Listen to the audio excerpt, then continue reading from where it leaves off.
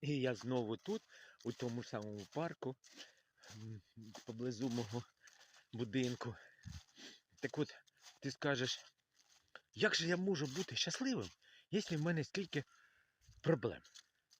Слухай, так а ти думаєш, тільки в тебе проблеми? Проблеми є у всіх, але вони різні. У когось суп дуже рідкий, а у когось брилянти малі. Розумієш? І там є проблеми. Тому ти не дивись, які проблеми.